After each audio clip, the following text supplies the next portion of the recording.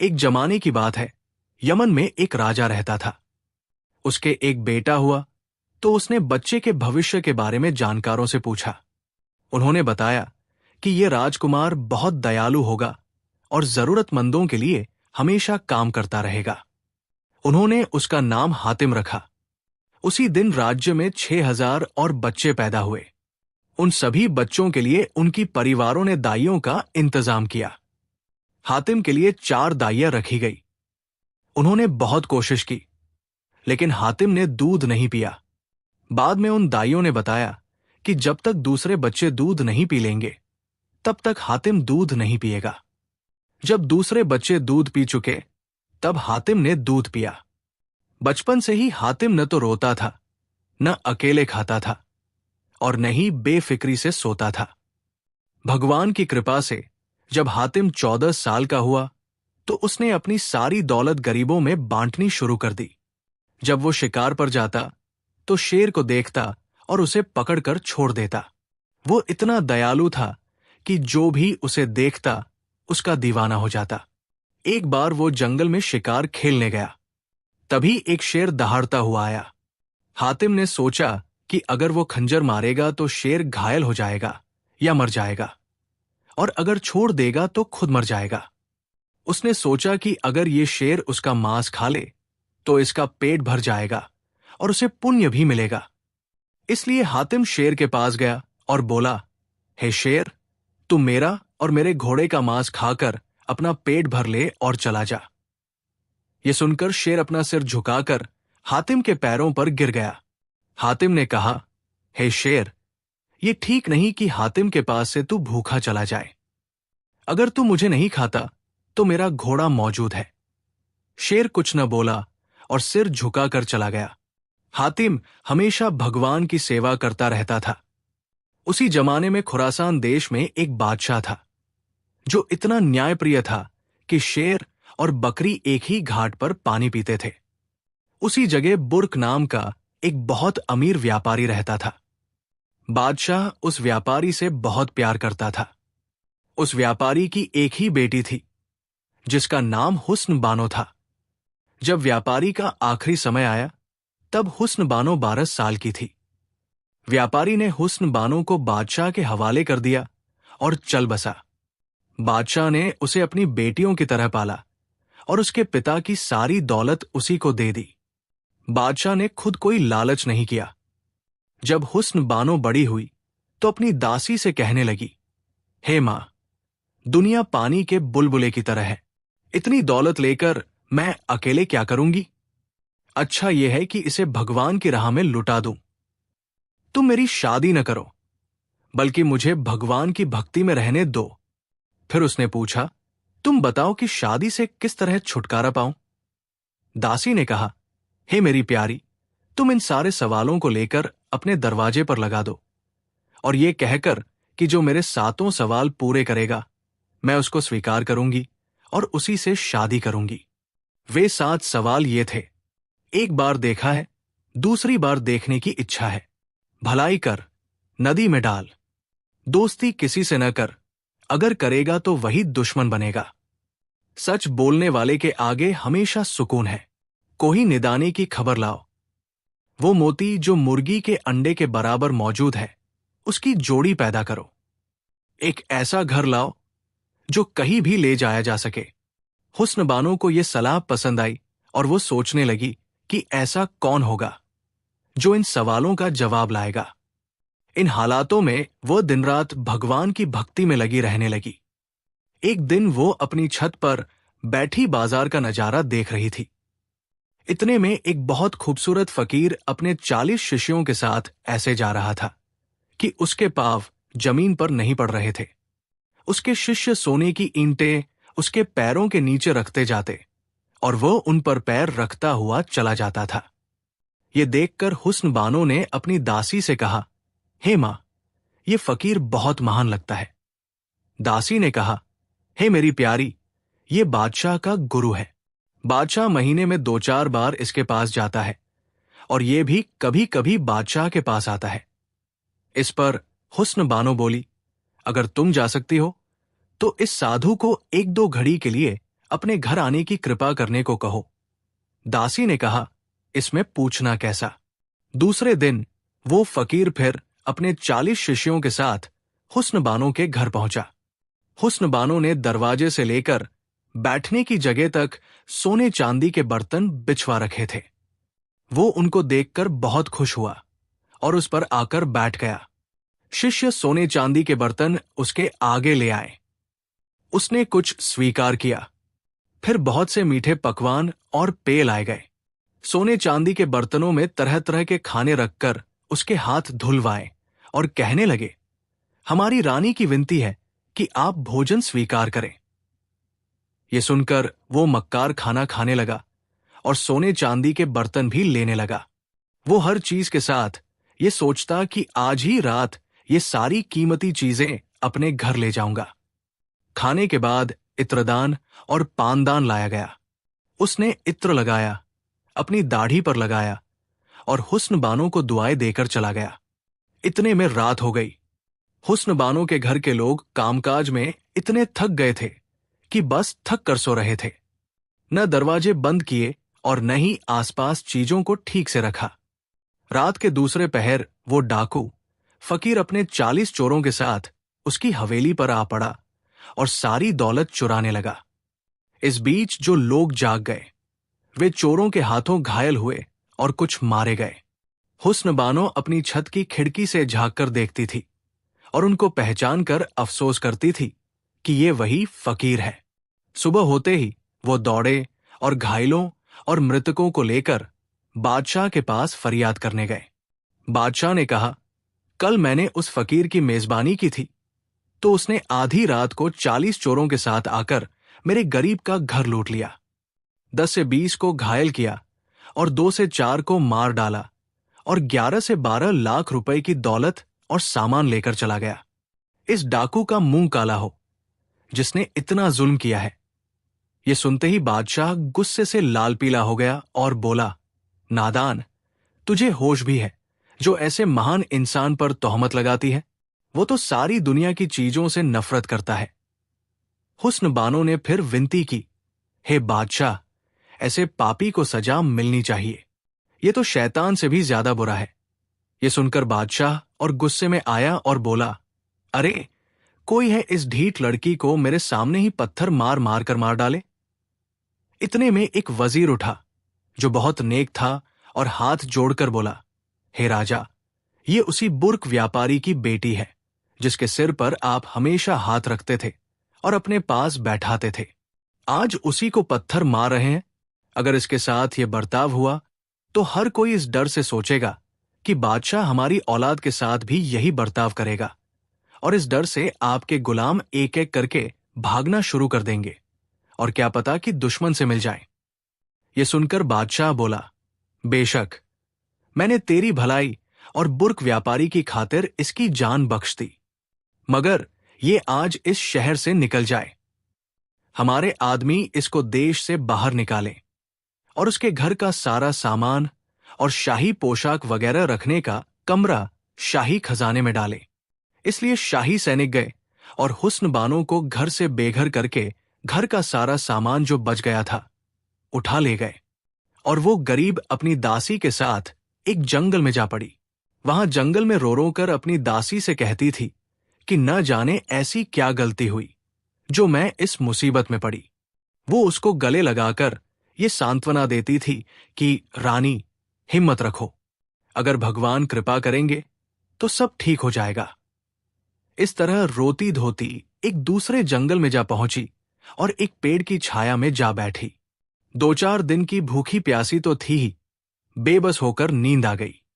दासी ने क्या देखा कि एक बूढ़ा आदमी सफेद कपड़े पहने, हाथ में लाठी लिए, खड़ाऊ पहने सिरहाने खड़ा है और कह रहा है कि काम मत करो, वो रहीम का घर है। इस पेड़ के नीचे 7 बादशाहों की दौलत गड़ी है। भगवान ने ये तुम्हारे लिए छुपा रखी है। अब उठो और इस दौलत को अपने काम में लगाओ, दिल को भगवान की याद में लगाओ। और उसने कहा, मैं तो एक कमजोर औरत हूं और जमीन कैसे खोदूं? बूढ़े ने कहा, तुम एक लकड़ी से पेड़ को हटाओ। भगवान की कृपा देखो कि वो इस मुश्किल काम को कैसे आसान करता है। ये देखकर हुस्न बानो चौंक उठी और दासी से सच्चाई कहने लगी। आखिरकार उसने और उसकी दासी ने जब उस पेड़ की जड़ एक लकड़ी से खोदी तो 7 कुएं सोने से भरे और 100 संदूक हीरे जवाहरात से भरे हुए उस मोती के साथ, जो मुर्गी के अंडे के बराबर था, दिखाई दिए। उन्होंने हाथ जोड़कर भगवान का धन्यवाद करके अपनी दासी से कहने लगी, तुम इसी समय शहर से हमारे भरोसेमंद लोगों को ले आओ और खाने पीने की चीजें ले आओ। दासी ने कहा, मैं तुझे अकेला कैसे छोड़ दूं? वे इसी बातचीत में थी कि हुस्न बानो का चचेरा भाई फकीरों का भेष बनाकर निकला और हुस्न बानो ने उसे गले लगाया और सांत्वना दी कि तुम बेफिक्र रहो। भगवान ने इतनी दौलत दी है कि जिसका हिसाब नहीं। तुम ये पैसा लेकर शहर से हमारे सारे लोगों को ले आओ और मजदूरों को भी, ताकि वे इस आलीशान इमारत का निर्माण करें। मैं चाहती हूं कि एक बहुत बड़ा शहर बसाऊं और उसका नाम शाहबाद रखूं, लेकिन यह भी किसी पर जाहिर मत करना। इसलिए वो थोड़े से रुपए लेकर शहर गया और सारे भरोसेमंद लोगों को लेकर हुस्न बानो के पास आ गया। वे सब बहुत खुश हुए, एक बहुत बड़ा डेरा लगाकर उसमें रहने लगे। उसके बाद वो फिर से शहर कारीगरों को ले आया और 6 महीने में एक हवेली तैयार हो गई। फिर हुस्न बानो ने हवेली के पास एक आलीशान शहर बसाने का इरादा किया। तब लोगों ने कहा कि बादशाह की मर्जी के बिना इतना बड़ा शहर बसाना अच्छा नहीं। ये सुनकर हुस्न बानो ने मर्दाना कपड़े पहने और एक अरबी घोड़े पर सवार होकर कुछ लोगों को आगे भेजकर और 200 घुड़सवारों को अपने साथ लेकर शहर की तरफ रवाना हुई। बादशाह को खबर हुई कि एक व्यापारी का बेटा उसके पास मिलने आया है। बादशाह ने इजाजत दी तो वो हाजिर होकर झुककर सलाम किया और उपहार पेश करके मिलने और सम्मान पाने की उम्मीद की। बादशाह ने खुश होकर कहा कि तुम किस शहर से आए हो और यहां किस काम को आए हो? तुम्हारा नाम क्या है? वो हाथ जोड़कर बोली, मैं फला व्यापारी का बेटा हूं। हे बादशाह, मेरे पिता मर गए। बहुत दिनों से आपके पास आने की इच्छा थी। आज किस्मत से यहां पहुंचा हूं। अब बाकी उम्र आपके शरण में गुजरना चाहता हूं। इसलिए अगर अनुमति हो तो फलां जंगल में एक शहर बसाकर उसका नाम शाहबाद रखूं। बादशाह सुनकर बहुत खुश हुआ और कहने लगा, आज से तुम मेरी हर बस्ती में दाखिल हो। जहां चाहो वहां रहो, जो चाहो सो लो। हुस्न बानो ने झुककर सलाम किया और कहा, बादशाह, आपने इस सेवक को शहजादे में गिना है तो किसी अच्छे खिताब से भी सम्मानित कीजिए। मेरा नाम बहराम है, जो इस लायक नहीं। बादशाह ने उस बात को पसंद किया और उसका नाम माहिर शाह रखा और हर कारीगर को हुक्म दिया कि इस शहर को बनाने में जुट जाएं। हुस्न बानो महीने में 2-3 बार बादशाह को सलाम करने आती रहती थी। 2 साल के बाद एक बहुत बड़ा शहर बस गया, जिसका नाम शाहबाद रखा गया। एक दिन बादशाह जब काम करने आया तो बादशाह उस वक्त उस बदसूरत मगर शैतान की तरह फकीर के यहां जाना चाहते थे। हुस्न बानो को देखकर कहने लगे कि बेटा, आज हम तुम दोनों उस बुजुर्ग की सेवा में हाजिर हो। हुस्न बानो बादशाह के साथ उस फकीर के घर गई और बादशाह उस शैतान फकीर के आगे उसकी तारीफ करने लगा। हुस्न बानो, जो अब माहिर शाह के नाम से मशहूर थी, सिर झुकाकर उसकी तारीफ सुनती रही। जब जाने लगे तो माहिर शाह ने उस फकीर से कहा, अगर गुरु इस छोटे सेवक के घर में कदम रखने की कृपा करें तो बहुत कृपा होगी। वो शैतान फकीर आने का वादा कर लिया। फिर कहा, मेरी हवेली दूर है, इसलिए अगर बादशाह अपनी खाली हवेली 2 से 4 दिन के लिए दे देंगे तो मैं इस सेवक की दावत वही करूंगा। बादशाह ने कहा, हे माहिर शाह, वो हवेली हमने तुझे दे दी। हवेली बेकार पड़ी थी, इसलिए उसको ठीक किया गया और बहुत कीमती सामान से सजाया गया। माहिर शाह फिर बादशाह के पास गया और बोला, बादशाह, इरादा है कि कुछ दिन बुर्ख व्यापारी की हवेली में रहूं। सलाम करने भी रोज हाजिर हुआ करूंगा, लेकिन कल अपने गुरु की दावत करूंगा। बादशाह ने कहा, ठीक है। बादशाह से छुट्टी लेकर हुस्न बानो ने एक आदमी से कहा कि तू उस डाकू फकीर से कह कि कल अगर आए तो बहुत खुशी होगी। फकीर ने दावत स्वीकार कर ली और सुबह को अपने शिष्यों के साथ सोने की ईंटों पर पैर रखता हुआ चला। माहिर शाह ने उसको मुलायम गद्दों पर बैठाया, हीरे जवाहरात के बर्तन पेश किए, मगर फकीर ने स्वीकार नहीं किया। फिर कई पकवान मंगवाए और 101 तरह के खाने लाए गए और हाथ धोने को पानी लाया गया। फिर विनती की कि गुरु कुछ खाएं। ये कहकर उसने हाथ आगे बढ़ाया, मगर 2 से 4 निवाले खाकर कहा कि बस, फकीरों को पेट भर खाना अच्छा नहीं, भक्ति नहीं कर पाएंगे। मगर फिर अपने दिल में कह रहा था कि ये सब अपना ही है। फिर एक सुंदर इत्रदान और पानदान आगे रखा गया। उसने इत्र लगाया और 1-2 घड़ी के बाद चल दिया। फकीर अपने घर आकर चोरों से कहने लगा कि आज ही रात सारा सामान चुराकर अपने घर ले आएंगे। जब रात हो गई तो उसने चोरों के कपड़े पहने और अपने 40 साथियों को लेकर उस हवेली की तरफ चला। माहिर शाह ने सारा सामान उसी तरह छोड़ दिया और अपने आदमियों से कह दिया कि तैयार बैठे रहें और 1 रुपया शहर के कोतवाल को लिख भेजा कि आज रात डाका पड़ने की खबर है। तुम कुछ आदमियों को लेकर जल्दी आओ और कोने में छुपकर तैयार रहो। जिस वक्त हवेली से चोरों की आवाज बुलंद हो, उसी समय तुम आ जाना और चोरों को पकड़ लेना। इसलिए कोतवाल 200 आदमियों के साथ हवेली के दाएं बाएं आकर बैठ गया। इतने में वह फकीर अपने उन चोरों के साथ हवेली में जा घुसा और माहिर शाह को लूटने लगा। हर एक ने गठरी बांधकर सिर पर रखी। वो फकीर भी हीरे जवाहरात लेकर हवेली से बाहर निकला। सिपाही तैयार थे। अपनी अपनी जगह से हर चोर को पकड़ लिया और भागने लगे। फौरन सबकी मुश्कें कस ली और गठरियों को गले में डाल दिया। इतनी आवाज हुई कि कोतवाल खुद चला आया।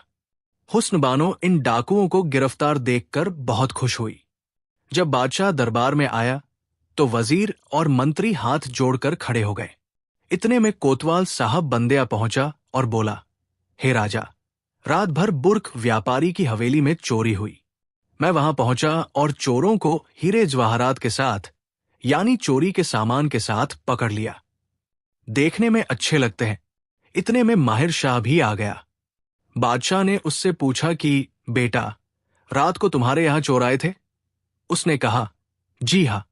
अगर कोतवाल समय पर ना आता तो मैं तो मारा जाता। ये सुनकर बादशाह ने कहा कि चोरों को हमारे सामने लाओ। चोर लाए गए। बादशाह हंसा और बोला कि बेटा, ये तो हमारे गुरु लगते हैं, इन्हें और नजदीक लाओ। इसलिए उन्हें नजदीक लाया गया और अच्छी तरह पहचाने गए। बादशाह ने कोतवाल को हुक्म दिया कि इनकी गठरिया और कमर खोलो। जब तलाशी ली गई तो हर एक के पास से माल और कंधे और फांसियां निकली। फकीर की कमर से भी कटार और फांसियां निकली। बादशाह ने कहा कि इनको अभी फांसी दो, ताकि फिर भविष्य में ऐसी कोई धोखाधड़ी न करे। बादशाह के मुंह से निकलने की देर थी कि जल्लादों ने हर एक का काम तमाम कर दिया। हर एक की गर्दन शरीर से अलग कर दी। तब हुस्न बानो उठी और हाथ जोड़कर बोली, हे राजा, ये दासी बुरक व्यापारी की बेटी है। आपने इस फकीर के लिए दासी को शहर से बाहर कर दिया था। मेरे पिता का माल उसके घर में है।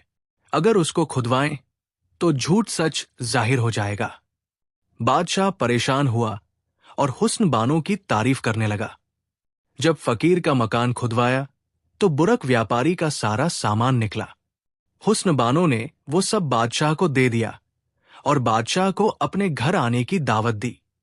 बादशाह ने उसे स्वीकार कर लिया और फिर वो छुट्टी लेकर अपने शहर लौट गई। 2-3 दिन बाद बादशाह ने शहर की तरफ कूच किया। हुस्न बानो ने उसकी खूब मेजबानी की।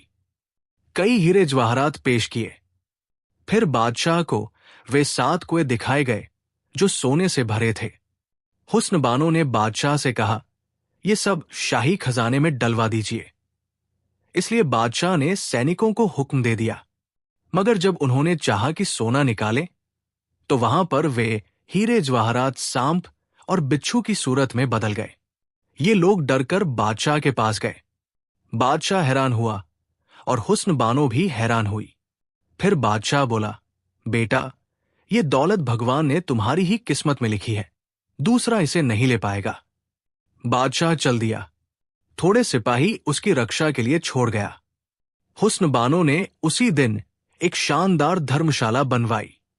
जो भी उसके शहर में आता उसको जरूरत के मुताबिक खर्च देती थी। कुछ ही दिनों में उसकी दयालुता दूर दूर तक फैल गई। धीरे धीरे ये खबर चेहरान देश में पहुंची। वहां का बादशाह बहुत नेक और दयालु था। उसका बेटा मुनीर शमी 14 से 15 साल का बहुत ही सुंदर था। उसने भी हुस्न बानो की खूबसूरती की चर्चा सुनी। सुनते ही वो पागल हो गया और एक मुसाफिर से कहा कि तू हुस्न बानो की एक तस्वीर बना। इसलिए मुसाफिर वहां पहुंचा। हुस्न बानो के नौकर उसे हुस्न बानो के पास ले आए। मुसाफिर ने नौकर की तारीफ की और कहा कि मैं तस्वीर बनाता हूं। हुस्न बानो ने उसे नौकर रख लिया। कुछ दिनों के बाद उसने अपनी तस्वीर बनवाई और मुसाफिर का झूठ सच मालूम करने के बाद उस मुसाफिर से कहा, हे मुसाफिर, मेरी तस्वीर बिना देखे बना। उसने कहा कि आप छत पर चढ़ें और एक थाली पानी भरकर मेरे पास रखवा दें। मैं पानी में जरा सा झांक कर भी तस्वीर बना दूंगा। इसलिए इसी तरह से हुस्न बानो की तस्वीर तैयार हो गई। असली तस्वीर तो मुसाफिर ने अपने पास रखी और ऐसी वैसी तस्वीर हुस्न बानो को दे दी। फिर वो मुनीर शमी के पास पहुंचा और वो असली तस्वीर उसको दे दी। मुनीर शमी तस्वीर देखते ही बेहोश हो गया। जब होश आया तो दिल में ठान लिया कि अब निकल चलना चाहिए। हालांकि पिता की मर्जी नहीं थी। आखिरकार आधी रात को फकीरों की तरह घर से अकेला निकला और शाहबाद की तरफ चला। जब वहां पहुंचा तो हुस्न बानो को खबर हुई कि एक मुसाफिर ऐसा है, न खाता है न बात करता है। उसने उसे बुलवाया और कहा, हे मुसाफिर, तूने खाना पीना क्यों छोड़ दिया और पैसा क्यों नहीं लिया? उसने कहा, मैं चेहरान देश का शहजादा हूं, दौलत का मोहताज नहीं। हुस्न बानो ने पूछा, तो फिर फकीरों का भेष क्यों बनाया है? बोला, मैं तेरी तस्वीर को देखकर दीवाना हुआ और चाहता हूं कि तुझसे मिलकर यहां तक आ पहुंचा हूं। आगे तेरी मर्जी। ये सुनकर हुस्न बानो ने कहा, हे जवान, इस ख्याल को अपने दिल से निकाल दो, क्योंकि अगर तुम हवा होकर हवा के साथ उड़ेगा तब भी मेरे पास नहीं आ सकेगा। मुंह देखने का तो क्या कहूं। हां, मगर वो आदमी जो मेरी 7 शर्तें पूरी करेगा वही मेरे तक पहुंच सकेगा। ये सुनकर मुनीर शमी ने उन सवालों के बारे में पूछा और उन्होंने वही 7 सवाल बता दिए जो उसको दासी ने सिखाए थे। सवाल सुनकर मुनीर शमी चुप हो गया। हुस्न बानो ने कहा, अगर तू इन सवालों के जवाब नहीं दे सकता तो फिर मेरे देखने के ख्याल को दिल से निकाल दो और चला जा। मुनीर शमी निराश होकर और 1 साल का वादा करके जाने लगा। हुस्न बानो समझ गई कि वो अपना दिल खो चुका है। थोड़ी देर बाद उसने नाम पूछा। उसने कहा, मुनीर शमी। इसलिए वो रोता पीटता जंगल को रवाना हुआ। कभी हंसता और कभी रोता, मगर कदम आगे बढ़ाता जा रहा था। एक दिन घूमते घूमते यमन के जंगल में जा निकला। हातिम भी शिकार खेलने गया। इतने में एक दर्दनाक आवाज उसके कानों में आई। हातिम उधर गया और मुनीर शमी के पास पहुंचकर बोला, हे जवान, तुझ पर क्या मुसीबत पड़ी जो ये तेरी हालत हो गई है? उसने जवाब दिया, हे भाई, क्या कहूं? कौन है जो मेरा दिल का दर्द सुने और उसका इलाज करेगा? हातिम ने कहा, तुम बेफिक्र होकर मुझसे कहो। मैंने भगवान की राह में कमर कस ली है, तेरे भी काम आऊंगा। मुनीर शमी ने जो हमदर्दी की बातें सुनी तो अपनी बगल से वो तस्वीर निकाली और हातिम को दिखाया और पूछा, अब तू ही कह कि बिना देखे उसके क्यों दीवाने हो गए? हातिम तस्वीर देखकर हैरान हो गया। बोला, निराश मत हो। जब तक तुझे तेरी दोस्त से नहीं मिलाऊंगा तब तक तेरा साथ नहीं छोड़ूंगा। और इसी तरह उसे अपने घर ले गया। कपड़े बदलवाए, खाना खिलाया। 2-4 दिन बाद मुनीर शमी को सलाह देकर हातिम ने अपने सभी मंत्रियों को इकट्ठा किया और कहा, जिस तरह मेरे सामने मुसाफिरों को मकान, भूखों को खाना और नंगों को कपड़े मिलते हैं, इसी तरह से मेरे न आने तक मिलते रहेंगे। हातिम इसी तरह समझा बुझाकर मुनीर शमी के साथ शाहबाद की तरफ रवाना हुआ। जब वे वहां पहुंचे तो हुस्न बानो ने बुलवाया और पर्दे की आड़ में बैठकर उनका हाल पूछा। हातिम ने मुनीर शमी की उदासी से प्यार की तरफ ध्यान दिलाया। वो बोली, हे भगवान के सेवक, मैं अपरिचितों के सामने क्यों आऊं? हां, जो कोई ये 7 सवाल पूरे करेगा वही शादी के बाद मुझे देख सकेगा। हातिम ने कहा, वे कौन से सवाल हैं? अपनी जुबान से कहो, और साथ में ये भी कहो कि अगर मैं इन सवालों को न कर पाऊं तो तुम्हें जिससे चाहूं उससे शादी करवाऊं। हुस्न बानो ने इस बात को मान लिया। फिर तरह तरह के खाने लाए गए और जाने के समय ये कहा, हे हातिम, पहला सवाल यह है कि एक बार देखा है, दूसरी बार देखने की इच्छा है, इसकी खबर लाओ। वो कौन है और कहां है, और उसने ऐसा क्या देखा है कि दोबारा जिसके देखने की इच्छा रखता है? पहले इस सवाल को पूरा करो, फिर दूसरे सवाल की सोचना।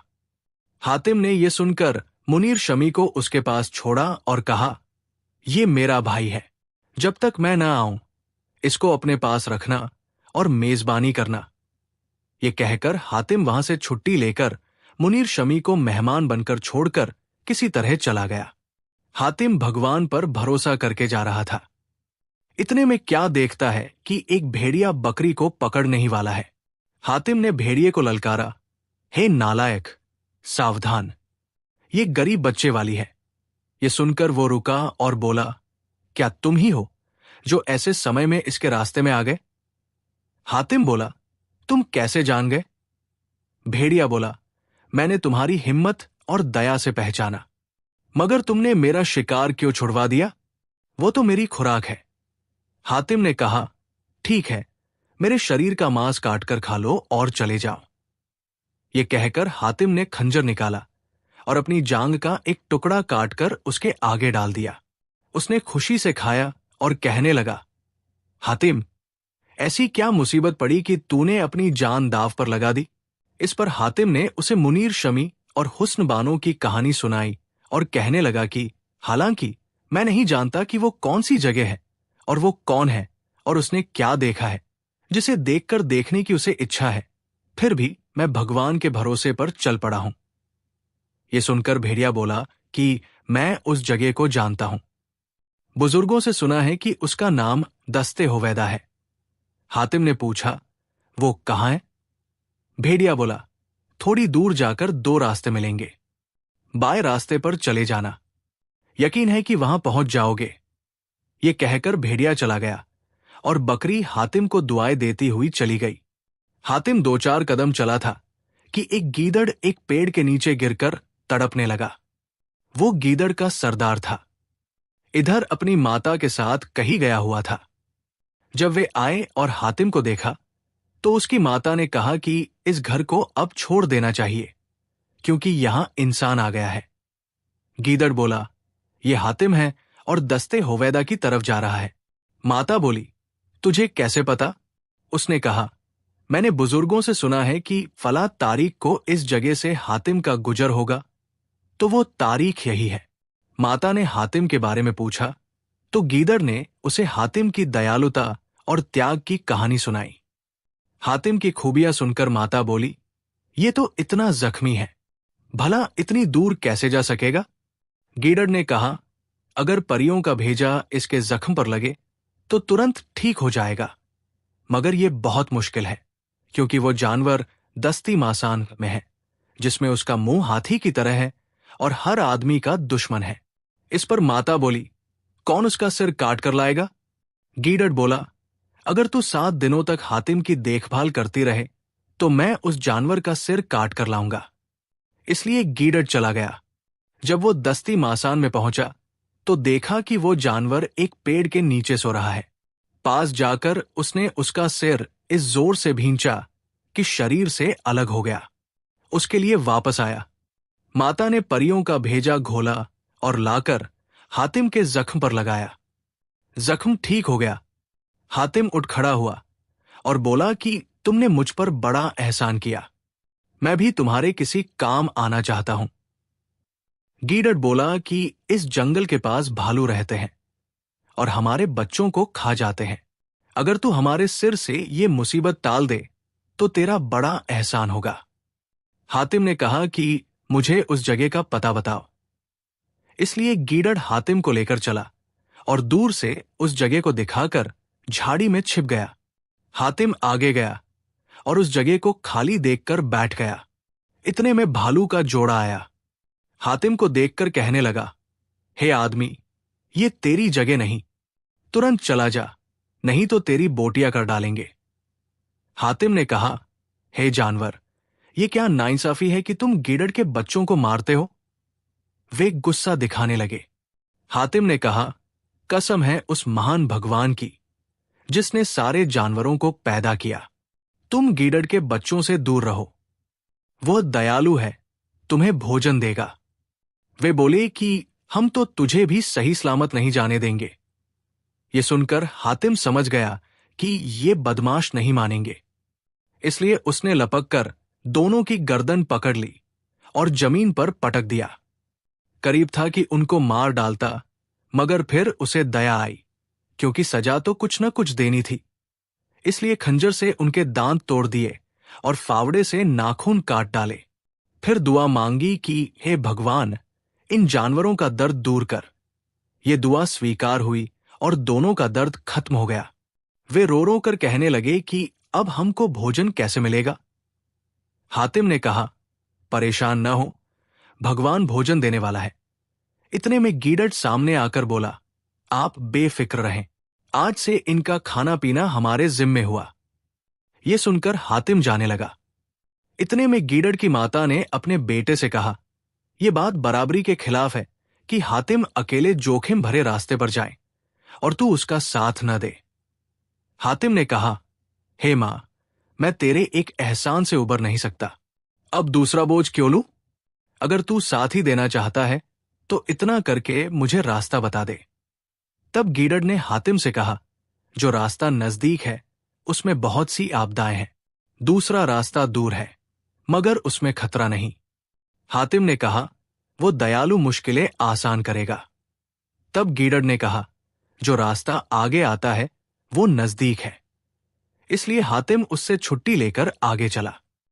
बहुत समय बाद एक चौराहा दिखाई दिया। हातिम सोचने लगा कि अब किधर जाऊं। उस जंगल में रीछ राज करता था। सभी रीछ वही रहते थे। संयोग से 100 से 200 रीछ उस जगह घूमने आ गए। हातिम को जो देखा तो पकड़कर अपने बादशाह के पास ले गए। वो देखकर बहुत खुश हुआ और बोला, आओ हमारे पास बैठो और अपना हालचाल कहो कि तुम कौन हो, कहां से आए हो। वो कहने लगा कि शायद तुम यमन के बादशाह हातिम ताई हो। हातिम ने कहा, तुम सच कहते हो, मैं हातिम ताई हूं। रीछ के बादशाह ने कहा, तुम्हारे आने से बहुत खुश हूं। अब तुम्हें अपनी बेटी से शादी करनी होगी, क्योंकि इस जंगल में मेरा दामाद बनने के लायक कोई नहीं। यह सुनकर हातिम सोच में पड़ गया। बादशाह ने कहा कि तुम जवाब क्यों नहीं देते? हातिम ने कहा कि मैं इंसान हूं और तुम जानवर, मेरा तुम्हारा रिश्ता कैसे हो सकता है? वो कहने लगा, ये हातिम, मेरी लड़की तेरी ही जाति की है। ये कहकर उसने 2-4 रीछों से कहा कि लड़की को बुलाओ। उसने जो परी जैसी सुंदर को देखा तो खुश होकर बादशाह के पास आया और बोला, रीछ, तू बादशाह है और मैं फकीर। अगर मैं शादी करके अपनी पत्नी बनाऊं तो ये अच्छा होगा। उसने कहा, हातिम, ये इज्जत छोड़ो, तुम भी यमन के शहजादे हो। हातिम बहुत चिंतित हुआ कि किस मुसीबत में पड़ गया। मैं अपने शहर से काम के लिए निकला हूं। अगर यहां ये सब करूंगा तो वो मुनीर शमी इंतजार करते करते मर जाएगा। बादशाह ने जो हातिम को सोच में पड़े देखा तो बोला, हे जवान, अगर स्वीकार नहीं करेगा तो कयामत तक मेरे पास कैद रहेगा। जब हातिम चुप रहा तो बादशाह ने जल्लादों को बुलाकर उसे घर में कैद में डलवा दिया और वहां के मुंह पर एक पत्थर रखवा दिया गया। 7 दिन के बाद बादशाह ने उसे निकलवाया और पास बैठाकर समझाया कि हातिम, मेरी लड़की को स्वीकार कर ले।